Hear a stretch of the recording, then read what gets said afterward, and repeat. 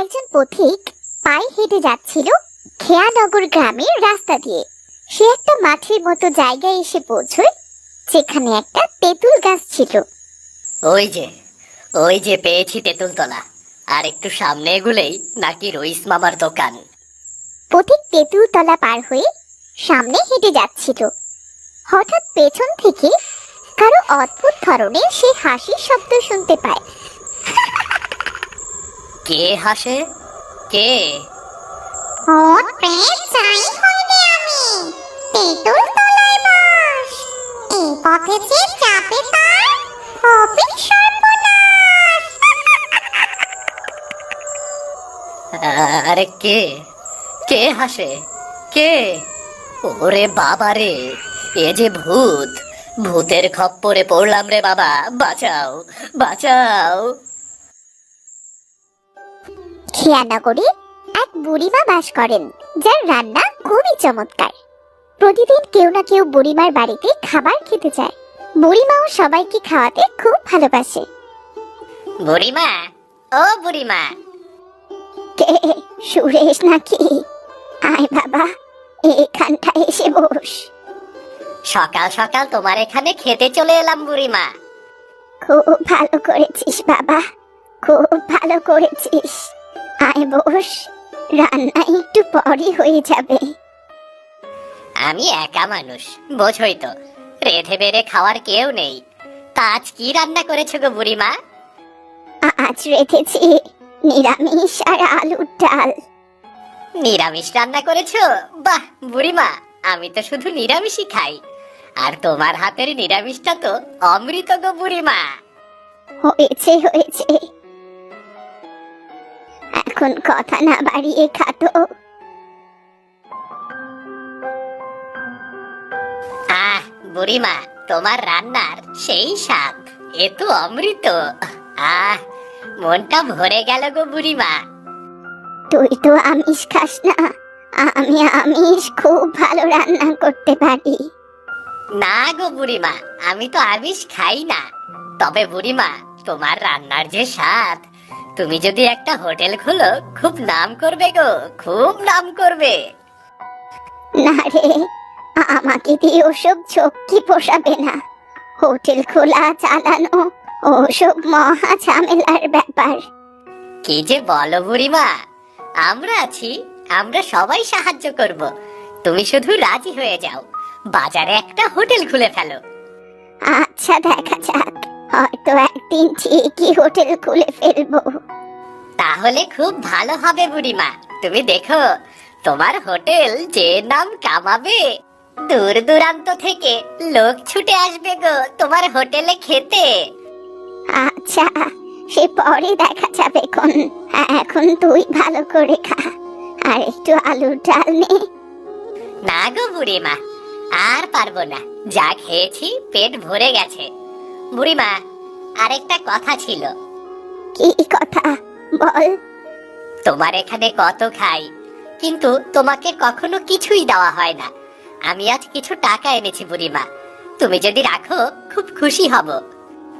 ও মারে, পাজি ছোড়া, কটা খাবার খেতে তার দাম দিতে এসেছিস? যা, টাকাগুলো নিয়ে যা বলছি। কিন্তু বুড়িমা। কোনো কিন্তু না, তোরা খেতে এলে আমার কত ভালো লাগে জানিস। এই ভালো লাগা তুই টাকা দিয়ে কিনতে পারবি? তোমার সাথে কথাই পারবো না বুড়িমা, তুমি তাহলে তোমার রান্না বান্না নিয়ে থাকো, আমি আজ উঠি গো। আচ্ছা ঠিক আছে, আবার আসবি কিন্তু। অবশ্যই বুড়িমা। খবর শুনছো নাকি রহিম? কিসের খবর গো আলিম? রইসুদ্দিনের ভাগ্নেরে নাকি ভূতে তাড়া করছিল, তেঁতুল তলার ভূত। কি কইতাছ? তেঁতুল তলার ভূত মানে? তেঁতুল তলা কি তাইলে সত্যি ভুতুরে নাকি? হ গো হ, এতদিন আমিও বিশ্বাস করি নাই। রইসুদ্দিনের ভাগ্নে কালকে রইসুদ্দিনের বাড়ি যাওয়ার সময় তেঁতুল তলা পার হইতে যাইতেছিল, তখন নাকি ভূত রইসুদ্দিনের ভাগ্নেরে ভয় দেখাইছে। আমার মনে হয় রইসুদ্দিনের ভাগ্নে এমনিতেই ভয় পাইছে। অন্ধকার রাত, চারদিকে নির্জন, ভয় লাগাটা স্বাভাবিক না। তুমি বাবা পারো। সে একরকমই রইয়া গেলা। এত কিছু হইয়া গেল, এত ঘটনা ঘটলো, তারপরেও বিশ্বাস করো না তেঁতুল তলায় ভূত আছে? জান নাই তা বিশ্বাস কইরা কি হইব বলো? ভূত প্রেত বলতে কিচ্ছুটি নাই, সব মানুষের ভয়। রইসুদ্দিনের ভাগ্নে রে ভূত দেখা দিছিল, আবার কথাও বলছিল নাকি?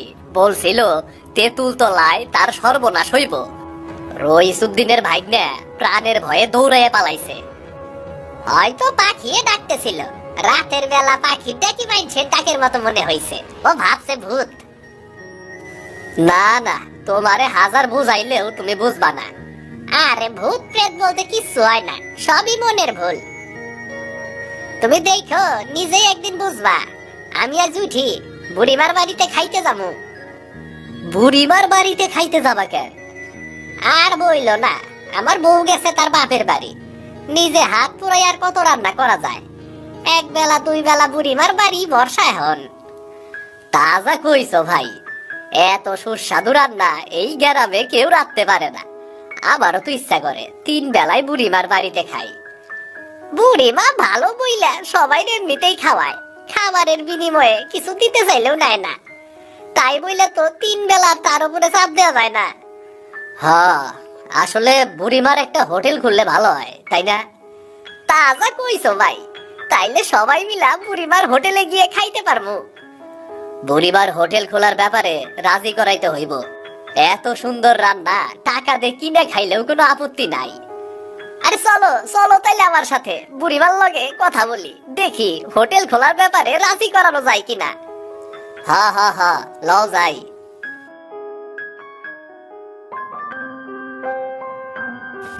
বুড়িমা, ও বুড়িমা। কে রে, টুনি নাকি রে? সেদিন তুমি নাড়ু খাইয়েছিলে, খুব মজা লেগেছিল। আমায় আরো দুটো নাড়ু দাও না। নাড়ু খাবি? চল আমার সাথে রান্না করে চল। আমি এখনো রান্না শুরু করিনি। তুই নাড়ু খাবি আর বসে বসে আমার রান্না দেখবি, ঠিক আছে? তুই বসে নাড়ু খা। একটুখানি মাছের তরকারি মনে হয় আছে, আমি সেটা দিয়ে কটা ভাত খেয়ে নি।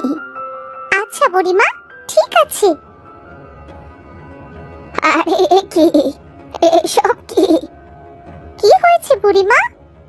কে যেন আমার মাছের তরকারি খেয়ে নিয়েছে। মনে হয় বিড়ালের কাজ বুড়িমা। না রে, কোনো বিড়ালের কাজ নয়। বিড়াল হলে পুরো মাছটাই খেত, কিন্তু দেখ যে খেয়েছে মাছের মুড়ো বাদে সবই খেয়েছে। তাহলে কি ভূতের কাজ নাকি বুড়িমা? মনে হয় ভূত এভাবে খেয়ে গেছে। তেঁতুল তলায় ভূত আছে বুড়িমা, সে ভূতই মনে হয় এসে খেয়ে গেছে। তোর পাগলি, ভূত টুত কিছু না। ওই যে দেখ, মাটিতে পায়ের ছাপ দেখা যাচ্ছে। আরে তাই তো, ভূতের তো পায়ের ছাপ পড়বে না। এটা তাহলে মানুষেরই কাজ, কিন্তু কিভাবে মাছ খাবে? সেটা তো আমারও প্রশ্ন। যে খেয়েছে সে হয়তো মাছের মুড়ো খেতে পছন্দ করে না, তাই মাছের মুড়ো বাদে বাকি মাছটা খেয়ে চলে গেছে। এ আবার কেমন চোরে বাবা? তাও ভাগ্য ভালো তোমার নাড়ুগুলো চুরি করেনি, না হলে আমার কপালে নাড়ুও জুটতো না। নিজের নাড়ুর কি চিন্তা করছিস, তাই না? বুড়িমা, ও বুড়িমা। কিরে রহিম আলিম, তোরা আয়, কিছু বলবি? বুড়িমা, আমি আইছি তোমার কাছে খাইতে। আমার বউ গেছে বাপের বাড়ি, একা একা রান্না করে খাইতে ইচ্ছা করতেছিল না, তাই তোমার কাছে চলে আইলাম। এ তো মুশকিলে ফেলে দিলি বাবা, আমি তো এখনো রান্নাই শুরু করিনি। কেন গো বুড়িমা? ভেবেছিলাম কটা খেয়ে রান্না শুরু করব, কিন্তু এসে দেখি কোন হতচ্ছাড়া চোর যেন আমার মাছের তরকারি সব মাছ খেয়ে রেখে গেছে, শুধু মাছের মুড়োটাই ফেলে চলে গেছে। কি কইতাছো বুড়িমা? ভূতের কাজ নয় তো? তুমি আবার বললা ভূত নিয়ে মিয়া, তোমার মাথার থেকে কখনো কি ভূতের চিন্তা যাইবো না নাকি? ভূত ছাড়া আর কে এইভাবে মাছ খাইবো কও? না রে, ভূত নয়, কোনো চোরের কাজ। আমি রান্নাঘরে পায়ের ছাপ দেখেছি। চোরের কাজ হইব? বুড়িমার রান্না যে সুস্বাদু, লোভে পইরা চোর বেচারা খাইয়া চইলা গেছে। বেচারা চোরের কি আর দোষ? রহিম, তুই একটু বস বাবা, আমি এখনই তোর জন্য খাবার রান্না করছি। আরে বুড়িমা, ব্যস্ত হইও না, ব্যস্ত হইও না, বসো, তোমার সাথে কিছু কথা আছে। কি কথা বাবা? কথা না বইলা আবদারি বলতে পারো বুড়িমা। বুড়িমা, তোমার এত চমৎকার রান্না, তোমার কিন্তু আমাকে বাজারে একটা হোটেল খোলা উচিত। হ বুড়িমা, আলিমার আমি সেই কথাই তোমার লগে কইতে আইছি। আলিমও তোমার হাতের রান্না খুব ভালোবাসে। আসলে আমরা কেন, গায়ের সারা লোক তোমার হাতের রান্নার সুনাম করে। হ বুড়িমা, তোমার হাতের রান্নার সুনাম সবাই করে। তুমি যদি একটা হোটেল খোলো তাইলে বুড়িমা চমৎকার হয়। সুরেশও আমায় হোটেল খোলার কথা বলেছিল, কিন্তু এই বয়সে সাহস পাই না রে। আরে বুড়িমা, আমরা তো আছি, আমরা সাহায্য করবো। তুমি শুধু হোটেল খোলার ব্যাপারটা ভাবো, কেমন? আচ্ছা ঠিক আছে, আমি ভেবে দেখবো। হ্যাঁ গো আলিম, খবর শুনছো নাকি? কি খবর গো? বুড়িমা বাজারে হোটেল খুলবেন ঠিক করছে রেডা। ওরে বাবা, এইটা তো দারুণ খবর রে। দারুণ তো ঠিক আছে, কিন্তু হোটেলটা খুলবো কই? বাজারই নাই। বাজার নাই মানে? বাজারের আবার কি হইল? মানে গ্রাম প্রধান আগের জায়গা থেকে বাজার সরাইয়া অন্য জায়গায় নিতে যাচ্ছে। ও তাই কও মিয়া, আমি ভাবলাম বাজার মনে হয় বন্ধ হয়ে যাইতাছে। আরে না না না না, তয় নতুন বাজার কোথায় বসবো জানো? কই বসবো? আমাগো সেই তেঁতুল তলার মাঠে। কি কইতাছ? সেই ভূতের আড্ডায়? সেইখানে কে বাজার করতে যাইবো? যাইবো মানে সবাই যাইবো। এর চাইতে সুন্দর বড় খোলামেলা জায়গা এই গ্রামে আর কোথায় আছে কও তুমি? তুমি দেখো, ওইখানে সুন্দর বাজার বসবে, আর বুড়িবার হোটেল যদি থাকে তাইলে তো ঝাঁকে ঝাঁকে লোকের ভিড় হইব।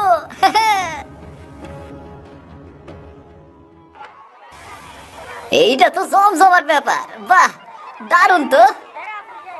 তোমারে কইছিলাম না বাজার জইমা যাবো এইখানে। আরে ভূতের উপদ্রব থাকার পরেও এত মানুষ এইখানে বাজার করতে আইছে, ভাবাই যায় না। আর ভূত শুধু তোমার মাথায় আছে। চলো চলো, বুড়িবার হোটেল দেখে আসি।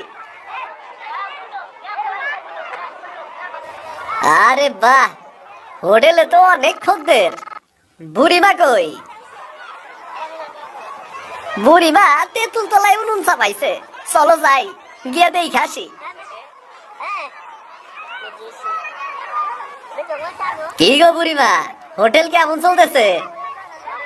আরে আলিম আর রহিম দেখছি, বস বস, চারটি খেয়ে যা। এই যে দেখলা, তোমারে কইছিলাম না বুড়িমা, তুমি হোটেল খুললে সুবিধা আমাগরই হবো। তা বুড়িমা, এই তেঁতুল তলায় উনুন চাপাইছ, তোমার ভয় ডর লাগে না? কিসের ভয়? ওই যে ভূতের ভয়। ধুর বোকা, ভূত প্রেত বলতে কিছু হয় নাকি? ও সব সব মানুষের মনে। ঠিক কইছো বুড়িমা, ঠিক কইছো একেবারে। এখন কিছু মুখে দে দেখি। নে, গরম গরম ডালের বড়া আমি ঢেকে রেখেছি, নয়তো ঠান্ডা হয়ে যাবে। ঢাকনাটা তুলে খাওয়া শুরু কর দেখি। এ কি হইল বুড়িমা? এইখানে তো কোনো ডালের বড়াই নাই, থালা তো খালি। আরে বড়াগুলো গেল কোথায়? আমি তো কিছুক্ষণ আগেই গরম গরম ভেজে রেখেছিলাম। ভূত, সব কিছুই ভূতের কারবার। দেখলা তো রহিম, তুমি তো আমার কথা বিশ্বাস করো না। এইখানে ভূত আছে। ভূতে সব বড়া খাইয়া চইলা গেছে, তার উপর তেঁতুল তলায় উনুন চাপায় রান্না। ভূতেরা খেপবো না? কি করবো কও?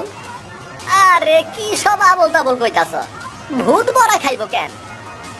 আরে ভূতদের ভাজা বড়া ভীষণ পছন্দের। ভূতেরা এই বড়া খাইয়া চইলা গেছে। তেঁতুল তলে ভূত আছে, বুঝলা? বুড়িমা, ও বুড়িমা। কিছু চাই না গো। হ্যাঁ বুড়িমা, একটু ভাজা পোড়া হবে নাকি? আবার ভাজা পোড়া? ও ভাই, ভাজা পোড়া সব ভূতে খেয়ে রেখে চলে গেছে। এই দেখো, থালায় ডালের বড়া ছিল, পুরা থালা খালি। কি বলছো ভাই? ভূত আছে এখানে? তয় আর কইতাছি কি? ওরে বাবা রে, আমি তাহলে পালাই পালাই। আরে বেটা, দিলি তো সব ভন্ডুল কইরা। এখন সারা বাজারে ছড়াইয়ে পড়বো তেঁতুল তলায় ভূত আছে। আরে সেটা তো আছেই, তা না হইলে বড়াগুলো খাইলো কে? ভূতের গুজব সমস্ত বাজারে ছড়িয়ে পড়েছে। আজ তো খদ্দের নেই, তাই মাছের তরকারি রেখে রেখেছি। যদি কেউ খেতে চলে আসে আরো কিছু রান্না করে রাখি কিনা হয়। যাই দেখি তো খাবারগুলো ঠিকঠাক আছে কিনা। কি, এ তো দেখছি সমস্ত মাছ খেয়ে শুধু মুড়োটা ফেলে গেছে। এই কাজ তো আমার বাড়িতে সেদিনও চোর এসে করেছিল। তার মানে কোনো ভূতের উপদ্রব নয়, এখানে তো দেখছি চোরেরই উপদ্রব। ঠিক আছে, এরা একটা বিহিত করতেই হবে।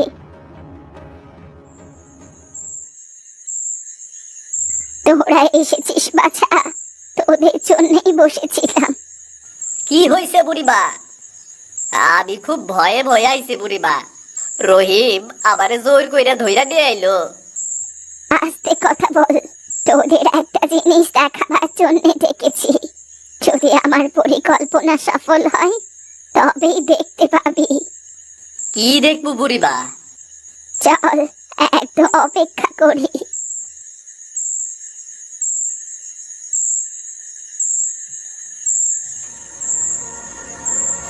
আরে এই যে ধরছি ধরছি, সর ধরছি। বেটা, খুব খাবার চুরি করতেছিলি, আজ তোরে ভালো কইরাই খাবার খাওয়াবো বেটা। দাঁড়া দাঁড়া, আগে ওর মুখের কাপড়টা তো সরা। সুরেশ তুই? আরে এইটা তো আমাকে সুরেশটা দেখতাছি। হ্যাঁ বুড়িমা, আমি চুরি করতাম। কিন্তু মাছ, তুই না কেবল নিরামিষ খাস। আমি তোমার কাছে মিথ্যা কথা বলেছিলাম বুড়িমা। আমি আসলে মাছ খেতে ভালোবাসি, কিন্তু মাছের মুড়ো খেতে পারি না। আসলে আমি একজন চোর। এই তেঁতুল তলাতেই আমি রোজ চুরি করে চুরির জিনিসের হিসাব করতে আসতাম। কেউ এদিকে এলে তাকে ভূতের ভয় দেখাতাম। ও আচ্ছা, এই হইল তাইলে ভূতের রহস্য। তুমি তাইলে তেঁতুল তলার ভূত, তাই না? হ্যাঁ, আমি সেই তেঁতুল তলার ভূত। চুরির জিনিসপত্রের হিসাব মেলানোর পর প্রায়ই ক্ষুধা পেয়ে যেত। তখন গভীর রাতে খাবার চুরি করতে যেতাম বুড়িমার বাড়ি। আচ্ছা, তুই তাহলে সেই মাছ খেয়ে মাছের মুড়ো ফেলে চলে যেতি? হ্যাঁ, বুড়িমাকে বলেছিলাম আমি কেবল নিরামিষ খাই, যেন আমাকে বুড়িমা কখনো মাছ খেতে না দেয়, কারণ মাছের মুড়ো আমি খেতে পারবো না। তখন বুড়িমার কাছে ধরা পড়বো। যাই করো না কেন, ধরা তো বইরেই গেছো। তা বুড়িমা, চোরটারে ধরার জন্য কি পরিকল্পনা করছিলা? থালায় কয়লার আগুন দিয়ে তার উপর মাছের টুকরো বিছিয়ে দিয়েছি। চোর যাতে মাছ খেতে গিয়ে কয়লার আগুনে হাত পুড়িয়ে চোর যেন চিৎকার করে ওঠে, সেই ব্যবস্থাই করেছি।